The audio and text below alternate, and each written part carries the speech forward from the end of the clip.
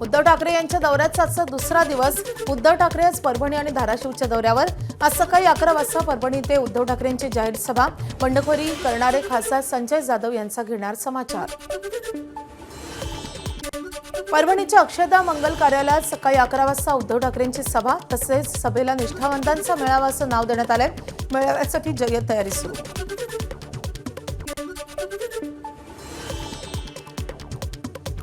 परभणीनंतर उद्धव ठाकरे धाराशिवमध्ये सभा घेणार। त्याआधीच शिंदेंनी पुन्हा ठाकरे सेनेला भगदाड पाडण्याची तयारी सुरू केली आहे। ठाकरेंचे नगरसेवक आणि पदाधिकारी फोडण्याचे प्रयत्न सुरू। ठाकरेंच्या मेळाव्याला किती नगरसेवक उपस्थित राहतात याकडे लक्ष।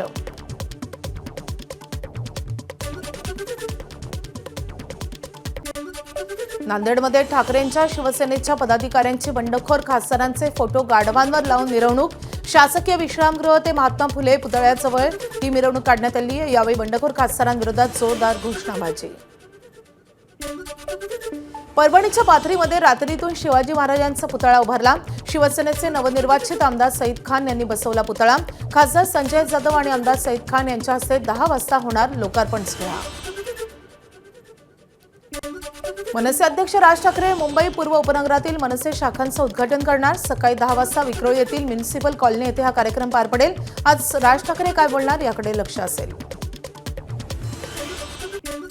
केतन अग्रवाल हत्या प्रकरणातील लोहगडावर पोलीस क्राईम सीनचं रिक्रिएशन करणार। केतन अग्रवालची हत्या नेमकी कशी झाली याचा सीन रिक्रिएट केला जाणार। लोणावळा पोलीस आरोपी सिया आणि चेतनला लोहगडावर नेणार। केतन अग्रवाल हत्येप्रकरणी लोणावळा पोलिसांनी चेतन चौधरीची बाईक केली जप्त। याच बाईकनं चेतन चौधरी पुण्याहून लोहगडमध्ये आला होता। पोलिसांनी आरोपी चेतन चौधरीचा हेडफोन आणि कपडे जप्त केलेत।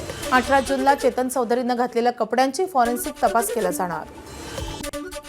सियाच्या आईवडिलांची लोणावळा पोलिसांनी केली 11.5 तास चौकशी। सियाच्या कुटुंबियांना पोलिसांनी विचारले अनेक सवाल। एबीपी माझा, उघडा डोळे बघा नीट।